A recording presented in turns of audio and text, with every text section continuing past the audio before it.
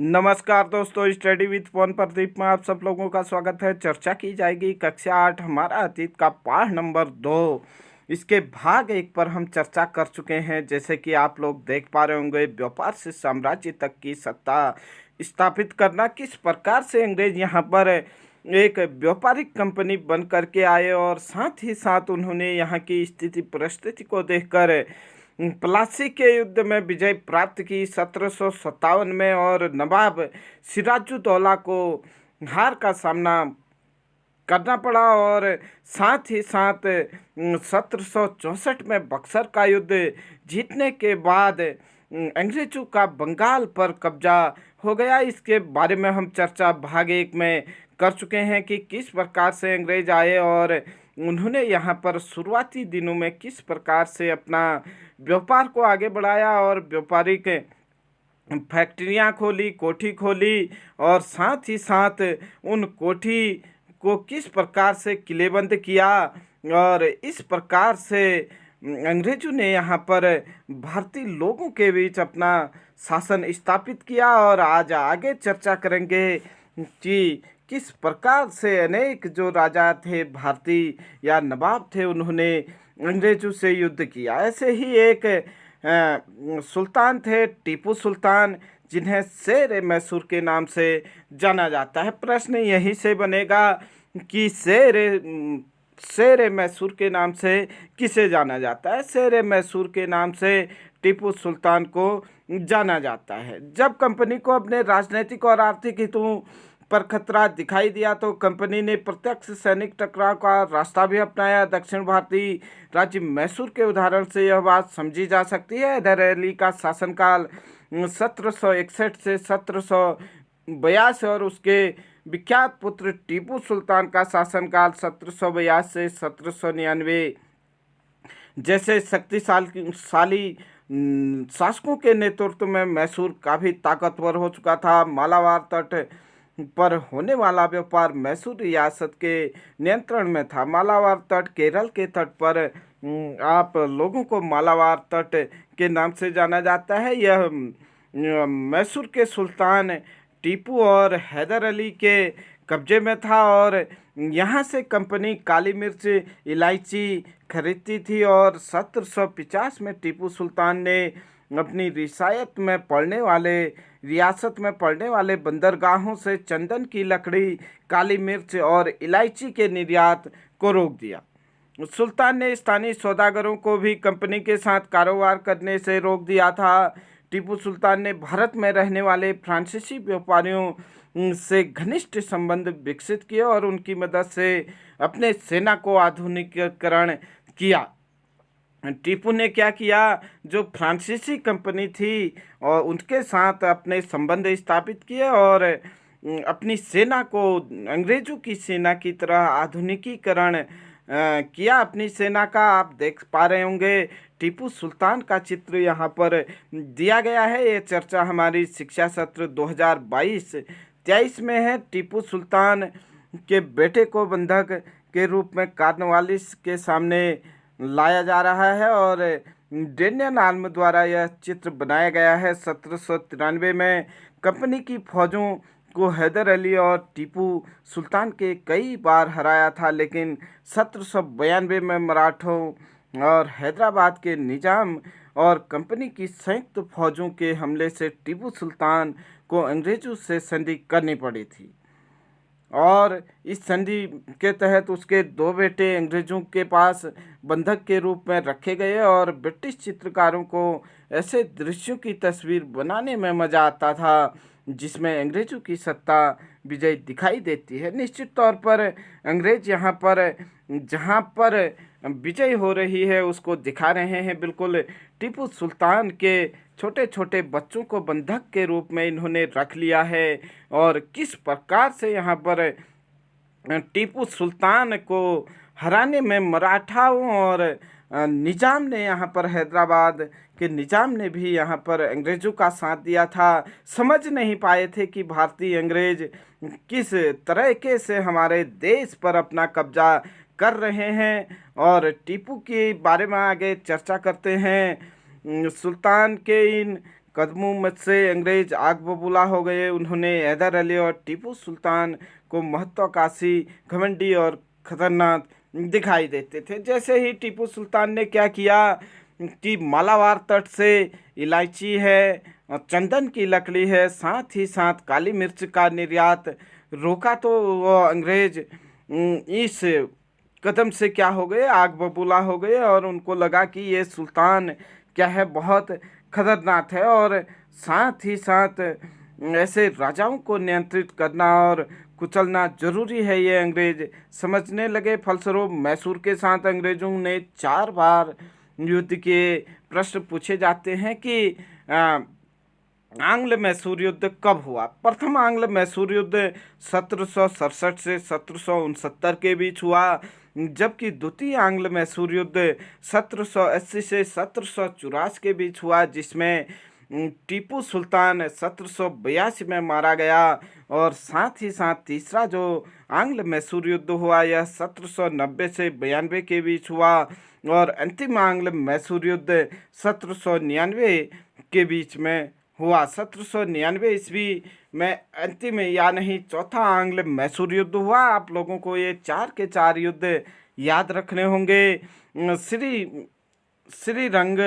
श्रीरंगपट्टनम की आखिरी जंग में कंपनी को सफलता मिली। अपनी राजधानी की रक्षा करते हुए टीपू सुल्तान मारे गए और मैसूर का राजकाज पुराने बोडियार राजवंश के हाथों में सौंप दिया गया।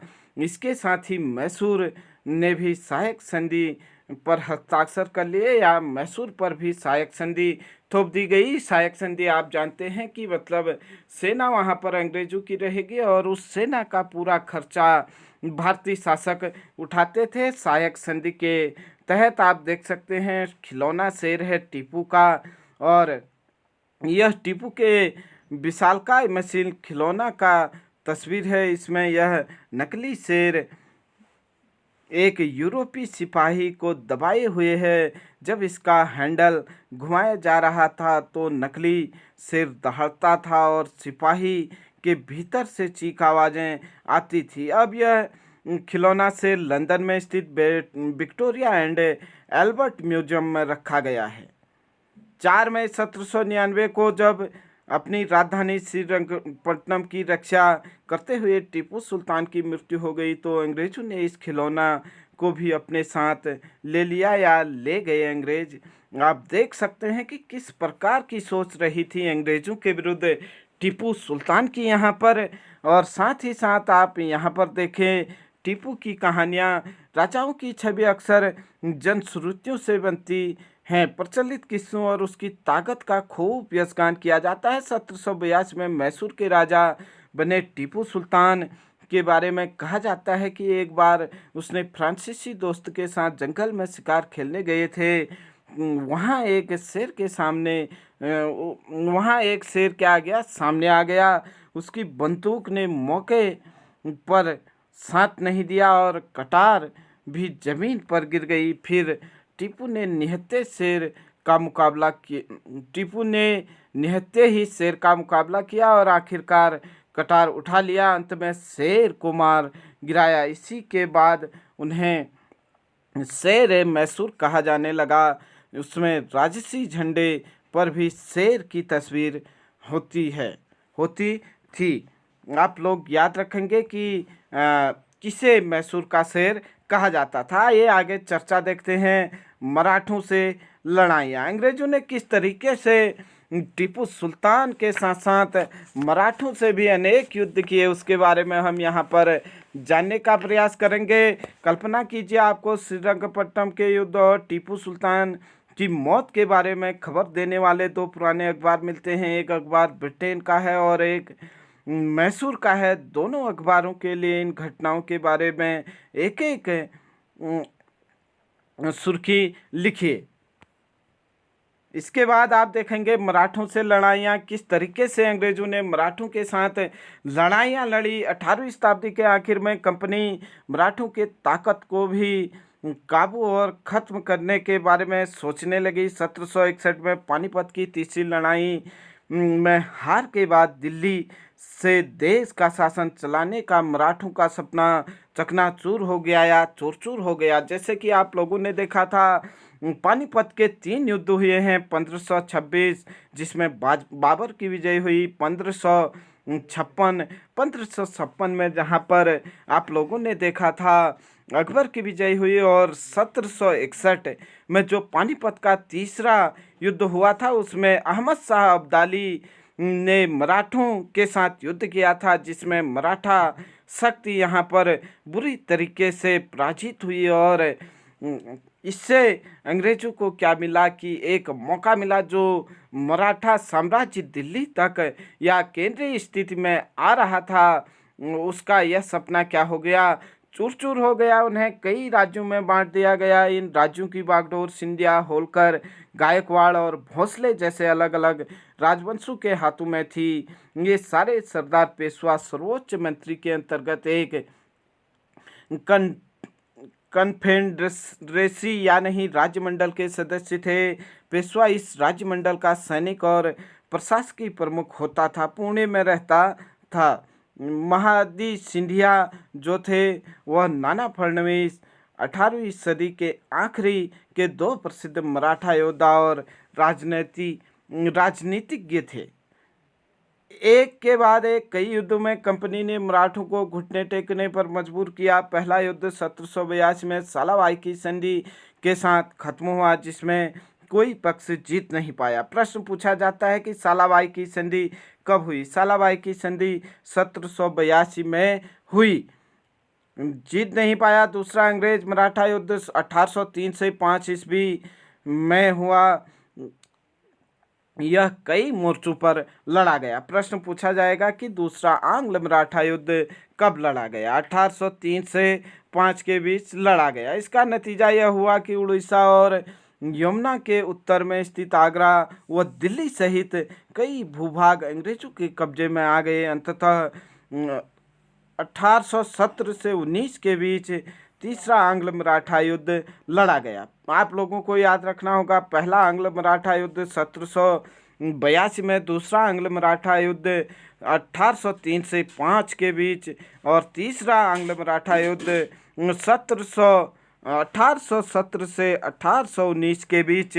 सालाबाई की संधि आप लोगों को 1782 याद रखना है। पेशवा को पुणे से हटाकर कानपुर के पास बिठूर में पेंशन भेज दिया गया, और विंध्य के दक्षिण में स्थित पूरे भूभाग पर कंपनी का नियंत्रण हो चुका था। सर्वोच्चता का दावा कैसे करते थे अंग्रेज, इसके विषय में हम यहाँ पर जानने का प्रयास करेंगे। लॉर्ड हेस्टिंग जो बंगाल का प्रथम गवर्नर जनरल जिसे नियुक्त किया गया था, जबकि बंगाल का प्रथम गवर्नर की अगर हम बात करें तो बंगाल का प्रथम गवर्नर रॉबर्ट क्लाइव था।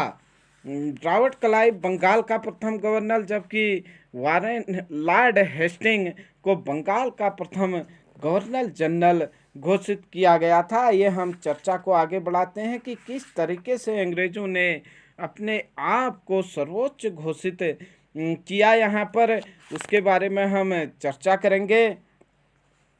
आइए चर्चा शुरू करते हैं। उपरोक्त विवरण से स्पष्ट है कि 19वीं शताब्दी में 19वीं सदी की शुरुआत में कंपनी के क्षेत्रीय विस्तार की आक्रामक नीति चल रही थी। लॉर्ड हेस्टिंग 1813 से लॉर्ड हेस्टिंग के बजाय वारेन हेस्टिंग को बंगाल का प्रथम गवर्नर जनरल घोषित किया गया था, जिसका शासन गवर्नर बंगाल का गवर्नर जनरल वारेन हेस्टिंग जो 1773 से 1750 के बीच में यहाँ बंगाल का गवर्नर जनरल रहता है। और साथ ही साथ जो लॉर्ड हेस्टिंग था यह 1813 से 1823 तक बंगाल का गवर्नर जनरल रहता है, जबकि इसके बाद जो अगला गवर्नर जनरल आता है वह भारत का गवर्नर जनरल नियुक्त किया गया था।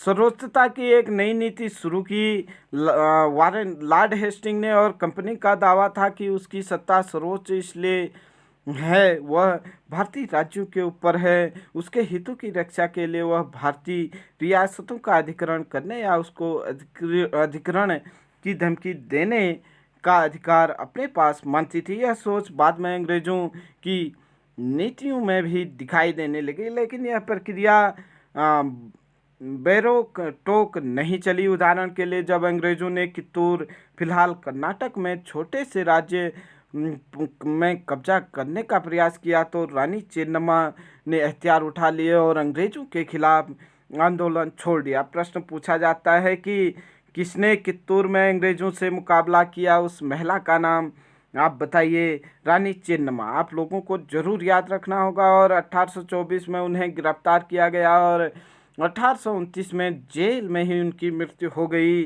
चेन्नम्मा के बाद कित्तूर में स्थित संगोली के एक गरीब चौकीदार रायन्ना ने यह प्रतिरोध जारी रखा। चौतरफा समर्थन और सहायता से उन्होंने बहुत सारे ब्रिटिश शिविरों और दस्तावेजों को नष्ट कर दिया। आखिरकार उन्हें भी अंग्रेजों ने पकड़कर 1830 में फांसी पर लटका दिया। प्रतिरोध के ऐसे कई दूसरे उदाहरण आप इस किताब में आगे पढ़ेंगे। आप देख सकते हैं वीरांगना कित्तूर की यहाँ पर रानी चेन्नम्मा की स्मृति में एक मूर्ति बनाई गई है। ऐसे वीरों को, ऐसे वीरांगनाओं को हम भी नमन करते हैं। ये आगे देखते हैं। 1830 के दशक के अंत में ईस्ट इंडिया कंपनी रूस के प्रभाव से डरी हुई थी। कंपनी को भय था कि रूस का प्रभाव एशिया में फैलकर उत्तर पश्चिम से भारत को अपनी चपेट में न ले ले। इसी डर के चलते अंग्रेजों ने उत्तर पश्चिमी भारत में अपना नियंत्रण स्थापित करना चाहते थे। उन्होंने 1838 से 1842 के बीच अफगानिस्तान के साथ एक लंबी लड़ाइयाँ लड़ी और वहाँ प्रत्यक्ष शासन स्थापित कर लिया। 1843 में सिंध कब्जे में आ गया। प्रश्न पूछा जाएगा कि अंग्रेजों ने सिंध का विलय कब किया, या अंग्रेजों ने सिंध विजय कब की, या सिंध को कब अपने राज्य में मिलाया। अंग्रेजों ने सिंध को 1844 में मिलाया, जबकि उसके बाद अगर देखें हम लॉर्ड डलहौजी जो 1848 से 1856 तक शासन करता है, उसने सतारा को 1848 में, जैतपुर और संभलपुर को 1849 में, बघाट को 1850 में और उदयपुर जो मध्य प्रदेश में है उसे 1852 में, झांसी जो 1853 में, नागपुर को 1854 में, करौली को 1855 में और अवध को 1856 में अंग्रेजों ने हड़प नीति के तहत अपने साम्राज्य में विलय कर लिया। यह सब काम लॉर्ड डलहौजी ने 1848 से 1856 के बीच किया था, जबकि 1843 में लॉर्ड हेडिंग का समय, लॉर्ड हार्डिंग से पहले अगर हम देखें जो इनका एलन बरो था 1842 से 44 के बीच, उसके समय इन्होंने अवध को अपने साम्राज्य में मिलाया और यहाँ के और साथ ही साथ बाद में पंजाब की बारी थी। यहाँ महाराजा रणजीत सिंह ने कंपनी की दाल नहीं गलने दी। आप जानते हैं कि पंजाब के शेर के नाम से जाना जाता है महाराजा रणजीत सिंह को। रणजीत सिंह के आगे अंग्रेजों की दाल नहीं गली। 1839 में उनकी मृत्यु के बाद इस रियासत के साथ दो लंबे लड़ाइयाँ हुई और आखिरकार 1849 में अंग्रेजों ने पंजाब का भी अधिग्रहण कर लिया। विलय की नीति आप देख पा रहे होंगे कि किस प्रकार से यहाँ पर लॉर्ड डलहौजी ने अनेक राज्यों का विलय किया। यहाँ से काफ़ी प्रश्न बनते हैं, आप लोग जरूर नोट करेंगे। अधिग्रहण की आखिरी लहर 1848 से 1856 के बीच गवर्नर जनरल बने लॉर्ड डलहौजी के शासनकाल में चली। लॉर्ड डलहौजी ने एक नई नीति अपनाई जिसे विलय की नीति नाम दिया गया। यह सिद्धांत इस तर्क पर आधारित था कि अगर किसी शासक की मृत्यु हो जाती है या उसका कोई पुरुष वारिस नहीं हो तो उसकी रियासत हड़प ली गई या नहीं, कंपनी के भूभाग का हिस्सा वह रियासत बन जाती थी। इस सिद्धांत के आधार पर एक के बाद एक कई रियासतें, जैसे कि हम पहले ही कह चुके हैं, सतारा को 1848 में, संबलपुर को 1850 में और उदयपुर को 1852 में, नागपुर को 1853 में, झांसी को 1854 में और अवध को 1856 में अंग्रेजों ने क्या कर लिया, अपने राज्य में मिला लिया। इस बार अंग्रेजों ने एक नया तर्क दिया जब अवध को 1856 में अपने राज्य में मिलाया। उन्होंने कहा कि वे अवध की जनता को नवाब के कुशासन से आज़ाद कराने के लिए कर्तव्य से बंधे हुए हैं, इसलिए वे अवध पर कब्जा करने को मजबूर हैं। अपने प्रिय नवाब को जिस तरह से गद्दी से हटाया गया उसे देखकर लोगों का गुस्सा भड़क उठा और अवध के लोग 1857 के महान विद्रोह में शामिल हो गए। अवध के अंतिम नवाब जो थे वाजिद अली शाह, वह लोगों के बीच काफ़ी लोकप्रिय थे। जब अंग्रेज़ों ने यह तर्क दिया कि वह शासन अच्छी तरीके से नहीं चला रहे हैं, वहाँ पर शासन नहीं अच्छा है और कुशासन के आधार पर जब अवध के अंतिम नवाब वाजिद अली शाह को हटाया गया तो तब वहाँ की जनता बगावत पर उतर आई और अपने नवाब के साथ, हम कह सकते हैं अपने शासक के साथ देने के लिए 1857 की क्रांति में कूद पड़ी। प्रश्न ये भी पूछा जा सकता है कि लॉर्ड डलहौजी ने अवध को किस आधार पर अपने साम्राज्य में मिलाया। कुशासन के आधार पर या कुशासन के आरोप पर लॉर्ड डलहौजी ने अवध को 1856 में अपने साम्राज्य में मिलाया। यहाँ पर आप लोग देख पा रहे होंगे, चित्र दिया है महाराजा रणजीत सिंह के दरबार का। जैसे कि आप लोग यहाँ पर देख पा रहे होंगे कि महाराजा रणजीत सिंह का दरबार यहाँ पर लगा हुआ है। आप लोग चित्र के माध्यम से देख पा रहे होंगे, यहाँ रणजीत सिंह बैठे हैं और साथ ही साथ उनका दरबार यहाँ पर दिखाई दे रहा है। और संबलपुर के यहाँ पर सुरेंद्र का चित्र दिया गया है। वीर सुरेंद्र जो थे एक प्रमुख क्रांतिकारी थे और आप लोग जानते हैं कि ये चर्चा हमारी शिक्षा सत्र 2022-23 में हो रही है। और आइए आगे चर्चा करते हैं, देखें कि किस किस हिस्से पर अंग्रेजों ने किस प्रकार से यहाँ पर शासन किया। ब्रिटिश शासन के अधीन के क्षेत्र आप लोग देख पा रहे होंगे, यहाँ पर जो ब्रिटिश शासन के अधीन जो क्षेत्र हैं और क्षेत्र जो ब्रिटिश शासन के अधीन नहीं थे उसको देखें। 1797 तक जो ब्रिटिश शासन के अधीन थे वो क्षेत्र मात्र ये क्षेत्र थे जो आप लोगों को दिखाई दे रहा है, बंगाल से बनारस तक का क्षेत्र और साथ ही साथ यहाँ पर आंध्र प्रदेश और उड़ीसा के तटीय भाग पर और मालाबार तट में केरल का कुछ भाग और साथ ही साथ यहाँ पर कुछ भाग अंग्रेजों के क्षेत्र में था, जबकि बाकी क्षेत्र जो पूरा क्षेत्र दिखाई दे रहा है यह अंग्रेजों के क्षेत्र या अंग्रेजों के नियंत्रण में नहीं था। जबकि आप लोग देखेंगे 1840 तक, तो 1840 तक अंग्रेज जो थे, आप इस कलश से जो भी देख रहे हैं इन सारे क्षेत्रों में लगभग फैल गए थे और साथ ही साथ अंग्रेज मध्य भारत में भी दिल्ली के आसपास तक पहुंच गए थे। आप लोग यहाँ पर देख पा रहे होंगे कि 1840 तक जो पीला वाला क्षेत्र है वह अंग्रेजों के कब्जे में था, जबकि 1857 के विद्रोह की समय की बात करें तो उस समय तक जो अंग्रेजों का क्षेत्र था वह भी पीले कलर से दर्शाने का प्रयास किया गया है। लगभग भारत के अधिकांश क्षेत्र में यहाँ पर आप देख रहे होंगे, मैसूर को छोड़कर, हैदराबाद को छोड़कर, बड़ौदा, दिल्ली को छोड़कर अधिकांश हिस्सों में अंग्रेजों ने यहाँ पर कब्जा कर लिया है। पीले वाले क्षेत्र सारे अंग्रेजों के हिस्से के हैं। भारत में अंग्रेजों की फैलती सत्ता इन नक्शों को भारत के वर्तमान राजनीतिक नक्शे के साथ रखकर देखें। तीनों नक्शों में उन इलाकों को पहचान करें जो ब्रिटिश शासन के अंतर्गत नहीं थे। आप देख पा रहे होंगे कि जो ये पीले वाले रंग में हैं वह अंग्रेजों के अपने शासन क्षेत्र थे, जबकि जो बाकी क्षेत्र हैं वह अंग्रेजों के नहीं थे बल्कि स्वतंत्र शासन यहाँ पर चलता था। आइए चर्चा को आगे बढ़ाते हैं, देखें नए शासन की स्थापना किस तरीके से नए शासन की स्थापना हुई उसके बारे में हम यहाँ पर जानने का प्रयास करेंगे। गवर्नर जनरल वारेन हेस्टिंग 1783 से 1750 उन बहुत सारे महत्वपूर्ण व्यक्तियों में से एक था जिन्होंने कंपनी की ताकत फैलाने में अहम भूमिका अदा की। वारेन हेस्टिंग के समय आते आते कंपनी न केवल बंगाल बल्कि बम्बई और मद्रास में भी सत्ता हासिल कर चुकी थी और ब्रिटिश इलाके में मोटे तौर पर प्रशासकीय इकाइयों में बटे हुए थे जिन्हें प्रेसिडेंसी कहा जाता था।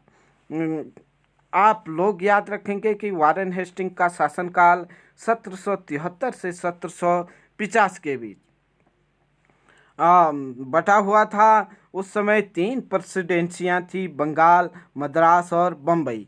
वारेन हेस्टिंग के समय अंग्रेजों की जो 3 क्षेत्र थे, बंगाल, मद्रास और बम्बई, हर एक का शासन गवर्नर के पास होता था। उससे ऊपर गवर्नर जनरल जो वारेन हेस्टिंग था। वारेन हेस्टिंग ने कई प्रशासनिक सुधार किए। न्याय के क्षेत्र में उन्होंने सुधार किए और ख़ास तौर पर न्याय के क्षेत्र में उल्लेखनीय है 1772 में एक नई न्याय व्यवस्था स्थापित की। इस व्यवस्था में प्रावधान किया गया कि हर जिले में 2 अदालतें होंगी, फौजदारी अदालत और दीवानी अदालत। अदालतों के मुखिया यूरोपीय जिला कलेक्टर होते थे। मौलवी और हिंदू पंडित उनके लिए भारतीय कानून की व्याख्या करते थे। फौजदारी अदालतें अभी भी काजी और मुफ्ती के अंतर्गत थी, लेकिन वे भी कलेक्टर की निगरानी में काम कर रहे थे। यहाँ पर आप लोगों को दिखाई दे रहा होगा कि वारेन हेस्टिंग पर मुकदमा R.G. पालैंड द्वारा चित्रित किया गया है। यह वारेन हेस्टिंग्स पर मुकदमा। जब वारेन हेस्टिंग्स 1750 में इंग्लैंड लौटा तो एडमंड वर्क में उस पर बंगाल का शासन सही ढंग से न चलाने के आरोप जड़ा गया और इस आरोप के चलते हेस्टिंग्स पर ब्रिटिश संसद में महाभियोग का मुकदमा चलाया गया जो 7 साल तक चला। प्रश्न पूछा जाता है कि बंगाल के किस गवर्नर जनरल पर इंग्लैंड में जाकर संसद में महाभियोग का मुकदमा चलाया गया? वह था वारेन हेस्टिंग्स। जबकि किस गवर्नर ने या बंगाल के किस गवर्नर ने आत्महत्या की थी? आप लोग कल पढ़ चुके हैं, रॉबर्ट क्लाइव ने। यहाँ पर आप देख सकते हैं काजी एक न्यायाधीश और साथ ही साथ मुफ्ती मुस्लिम समुदाय का एक न्यायविद जो कानून की व्याख्या करता है। काजी इसी व्याख्या के आधार पर फैसला सुनाता है। और महाभियोग जब इंग्लैंड के हाउस ऑफ कॉमन्स में किसी व्यक्ति के खिलाफ दुराचार का आरोप लगाया जाता तो उसे हाउस ऑफ लॉर्ड्स संसद की ऊपरी सदन में उस व्यक्ति के खिलाफ मुकदमा चलाया जाता है। इसे महाभियोग कहा जाता है। इसके बाद देखें आगे चर्चा को बढ़ाते हुए कि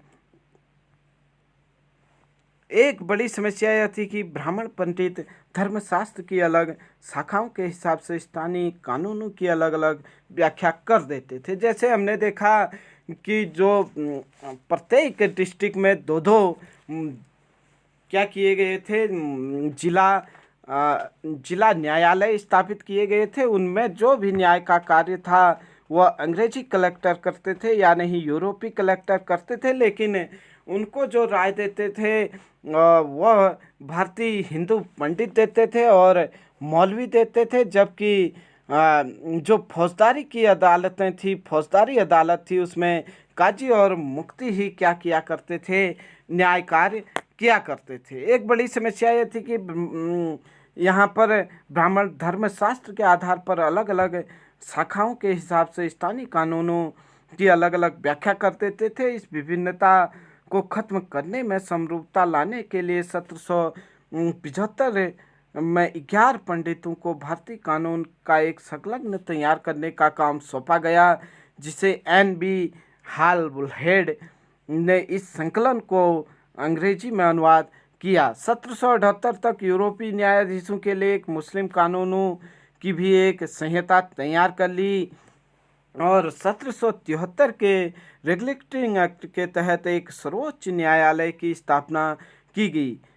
इसके अलावा कलकत्ता में अपीली अदालत, सदर निजामत अदालत की भी स्थापना की गई। आप लोगों से पूछा जाता है कि 1773 के तहत जो एक सर्वोच्च न्यायालय स्थापित किया गया था, इसके प्रथम जो न्यायाधीश थे वह कौन थे? इलीजा इम्पे।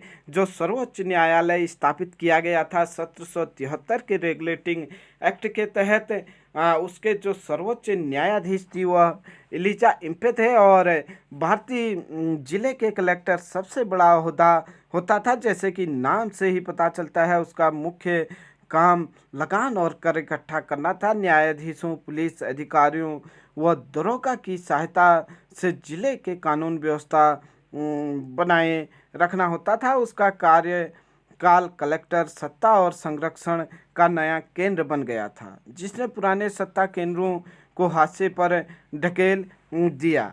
उसके बाद यहाँ पर देखें, मैं सबके शत्रु और उत्पीड़क पर महाभियोग चला रहा हूँ। वारेन हेस्टिंग के महाभियोग की कार्रवाई के दौरान एडवेंट वर्क ने एक उत्तेजनापूर्ण भाषण दिया, जिसका एक हिस्सा इस प्रकार था। मैं उनके हेस्टिंग के ऊपर भारत के लोगों की ओर से महाभियोग चला रहा हूँ, जिसके अधिकारों को उसने पैरों तले रोत दिया और जिसके देश को उन्होंने रेगिस्तान बना दिया। अंत में मानव स्वभाव के नाम पर, स्त्री पुरुष के नाम पर, हर उम्र के नाम पर और हर ओहदे के नाम पर मैं सबके सजा शत्रु और सबके उत्पीड़क पर महाभियोग चला रहा हूँ। मतलब जो यहाँ पर वारेन हेस्टिंग्स ने अंधाधुंध अत्याचार किए थे, उस आधार पर यहाँ पर इंग्लैंड में जाकर के जो महाभियोग चलाया गया था भारतीयों की ओर से, यहाँ पर एडवेंट वर्क ने मतलब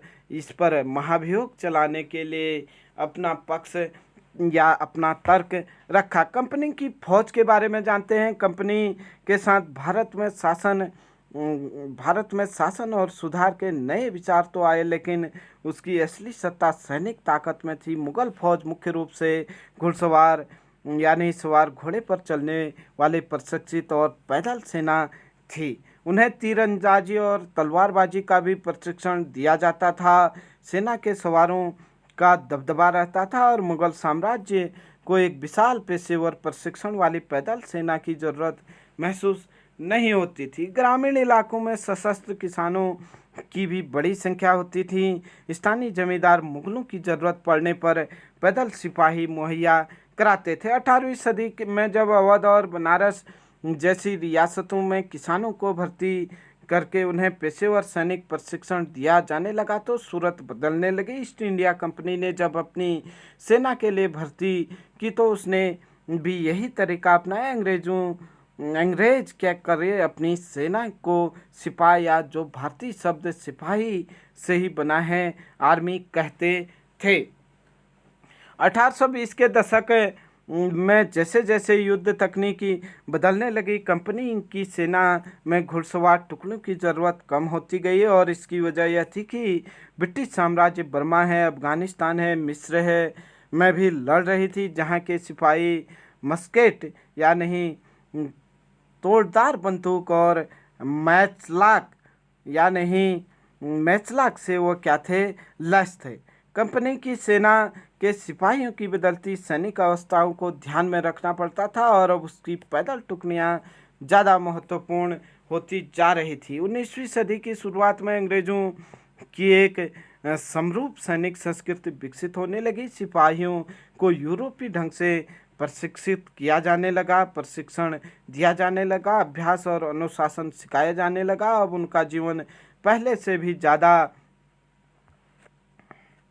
नियंत्रित था। इस कोशिश में कभी कभी समस्याएं आ जाती थी, क्योंकि पेशेवर सिपाही की सेना खड़ा करने के चक्कर में अंग्रेज कई बार जाति और समुदाय की भावनाओं को नज़रअंदाज कर देते थे। भला लोग अपनी जाति और धार्मिक भावनाओं को इतनी आसानी से कैसे छोड़ सकते थे? क्या वे खुद को अपने समुदाय का सदस्य मानने की बजाय सिर्फ सिपाही मान सकते थे? सिपाही क्या महसूस करते थे? अपने जीवन में उनकी क्या पहचान थी या नहीं? वे कौन थे? इस बात के एहसास में जो बदलाव आ रहे थे, उनको सिपाहियों ने किस तरह देखा? 1857 का विद्रोह हमें सिपाहियों को इस दुनिया की तरफ झलक दिखाता है। इस विद्रोह के बारे में आप अध्याय 5 में पढ़ेंगे। आइए उससे पहले यहाँ पर आप लोगों को देखना था धर्मशास्त्र संस्कृत की ऐसी कृतियाँ जिसमें सामाजिक तौर तरीके और आचरण के सिद्धांतों की व्याख्या की जाती है। जो धर्मशास्त्र ईसा पूर्व 500 वर्ष से भी पहले से लिखे गए थे। सवार, घुड़सवार, मस्केट, पैदल सिपाहियों द्वारा इस्तेमाल की जाने वाली एक भारी बंदूक, मैचलाक, शुरुआती दौर की बंदूक जिसमें बारूद को माचिस से चिंगारी दी जाती थी। उसके बाद आप लोग यहाँ पर देख पा रहे होंगे कि एक चित्र दिया गया है कंपनी के लिए काम करने वाला बंगाल का एक सवार जो अज्ञात भारतीय चित्रकार द्वारा बनाया गया है। यहाँ पर आप जो ये चित्र देख पा रहे होंगे यह कंपनी के लिए काम करने वाला एक बंगाल का एक सवार है, घुड़सवार है या नहीं सैनिक है। भारतीय चित्रकार ने बनाया है। मराठाओं और मैसूर के साथ हुए युद्धों के बाद कंपनी को अपनी घुड़सवार टुकड़ियों को मजबूत करने की अहमियत समझ में आने लगी थी। और आइए देखें निष्कर्ष कि किस तरीके से यहाँ पर अंग्रेज़ों की सत्ता दिन प्रतिदिन बढ़ती गई, उसके बारे में यहाँ पर निष्कर्ष दिया गया है। ईस्ट इंडिया कंपनी एक व्यापारिक कंपनी से बढ़ते बढ़ते भौगोलिक औपनिवेशिक शक्ति बन गई। 19वीं सदी की शुरुआत में नई भाप तकनीकी के आने की यह प्रक्रिया तेज हुई। तब तक समुद्र मार्ग से भारत पहुंचने में 6-8 माह का समय लगता था और भाप के चलने वाले जहाज़ों ने यह यात्रा 3 हफ्तों में समेट दी। जो 19वीं शताब्दी से पहले अंग्रेज यहाँ पर आते थे तो उनको यहाँ पर आने में कम से कम 6 से 8 महीने का समय लगता था, जबकि अब जो भाप वाले इंजन जहाज़ों में प्रयोग किए जाने लगे उससे अंग्रेज लोग यहाँ पर 3 हफ्तों में पहुँच जाने लगे। इसके बाद तो ज़्यादा से ज़्यादा अंग्रेज और उसके परिवार भारत जैसे दूर देश में आने लगे। 1857 तक भारतीय उपमहाद्वीप में 63% भूभाग और 78% आबादी पर कंपनी का सीधा शासन स्थापित हो चुका था। 1857 तक आप देख सकते हैं कि 63% भूभाग और 78% जनता पर कंपनी का शासन हो चुका था। से इसके शेष भूभाग और आबादी पर कंपनी का प्रत्यक्ष प्रभाव था। इस प्रकार व्यवहारिक स्तर पर ईस्ट इंडिया कंपनी पूरे भारत को अपने नियंत्रण में ले चुकी थी। ये चर्चा थी हमारी कक्षा 8 पाठ नंबर 2 कि अंग्रेज़ों ने किस तरीके से भारत में एक व्यापारिक कंपनी के रूप में यहाँ पर आए और व्यापार से साम्राज्य तक कंपनी की सत्ता कैसे स्थापित हुई, इसके बारे में यहाँ पर चर्चा की गई। अगर आप लोगों को यह चर्चा अच्छी लगी तो अपने अधिक से अधिक मित्रों के साथ शेयर करें। यहाँ पर हमारा मुख्य उद्देश्य रहता है कि हम प्रतियोगी परीक्षाओं में जो प्रश्न पूछे जाते हैं NCERT से उन पर विशेष ध्यान दें। शायद आप लोग याद करते होंगे, उन्हें नोट करते होंगे। इसी आशा के साथ जल्द ही मिलते हैं इसके अभ्यास प्रश्नों के साथ। तब तक के लिए बने रहें। जय हिंद, जय भारत।